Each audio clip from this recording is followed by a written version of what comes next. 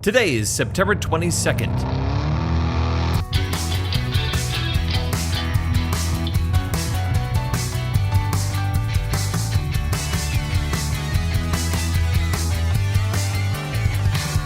It's the 266th day of the year, and this is the On This Day podcast.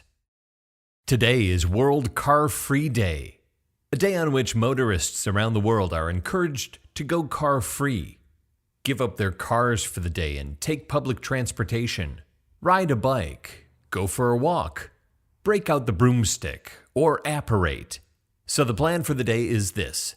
A. Plan your day, because you won't have a car, so you'll need to know how you'll get around. B. Go about your day car free and take note of how your day goes. And C. Reflect on your car-free day. Was it all you thought it would be? Was your car-free day more carefree? What would happen if you didn't use your car more often? Then take all that and do whatever you want with that information after taking part in Car-Free Day today. On this day in 1975, Sarah Jane Moore attempts to assassinate President Gerald Ford. By 1975, Moore has been married and divorced 5 times. She has 4 kids, and she's recently turned to revolutionary politics. She's obsessed with the Symbionese Liberation Army and their kidnapping of newspaper heiress Patty Hearst. Moore has been on the Secret Service's radar, but they don't think she poses much of a threat. 2 weeks earlier, Charles Manson acolyte Squeaky Fromme tries to assassinate President Ford, but she doesn't have a round in the chamber when she pulls the trigger, and the Secret Service pounce on her. On September 21st, the day before Moore makes her attempt on the president's life, she has a run-in with the police, who confiscate the illegal handgun she has in her possession, and then they let her go. Not to be deterred, she gets her hands on another pistol, one that she's not quite so familiar with. On this day in 1975, President Ford is leaving the St. Francis Hotel in San Francisco. That's the same hotel we talked about a few weeks back, where Fatty Arbuckle had his big old blowout in 1921 that led to the scandal that ruined him. When Ford is just about to get into his car in front of the St. Francis on this day, Sarah Jane Moore, standing 40 feet away in a crowd of almost 3,000 onlookers, raises her new pistol and pulls the trigger. She misses.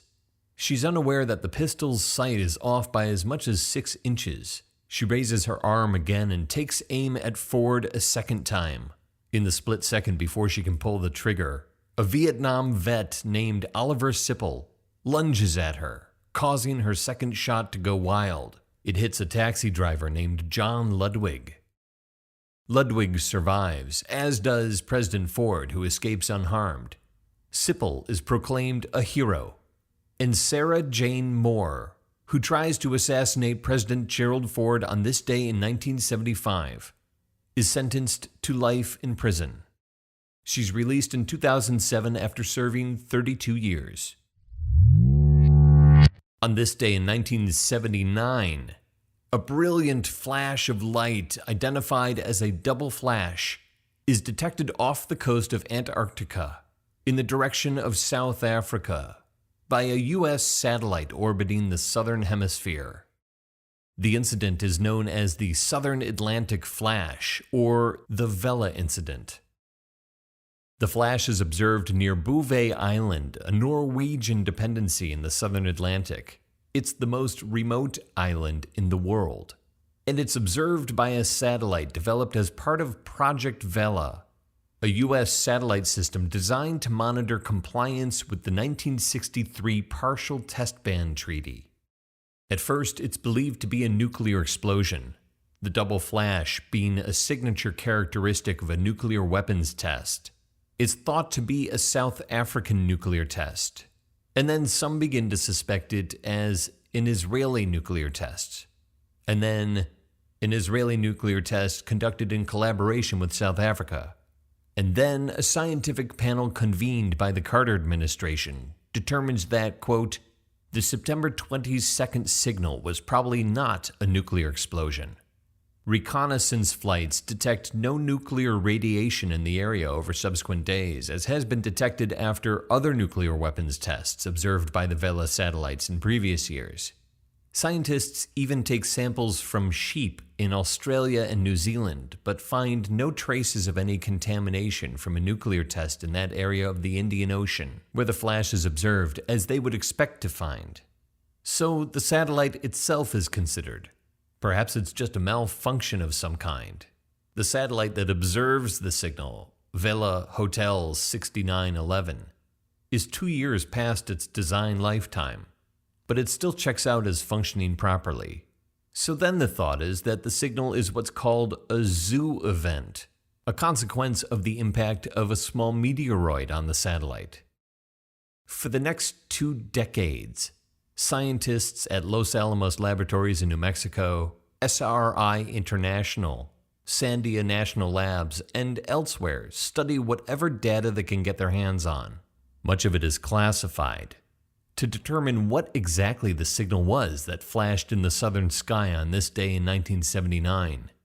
Over the years, intelligence sources and a convicted Soviet spy point the finger back at the Israelis and South Africans, claiming it was a nuclear test, codenamed Operation Phoenix, a test that was not supposed to be detected but got tripped up with a change in the weather that made it possible for the Vela satellite to observe the double flash of the nuclear explosion. And in 1997, a South African official confirms it was indeed a nuclear test conducted on this day, a test of a South African bomb that they design with the help of the Israelis in exchange for 550 tons of uranium for Israel's nuclear plant in Dimona. Yet the official presidential finding on the Vela incident maintains that the brilliant double flash in the southern hemisphere on this day in 1979 is the result of a minor meteor strike on the Vela observation satellite itself. So basically, everyone agrees to disagree, no one knows what it was, and the conclusion is inconclusive.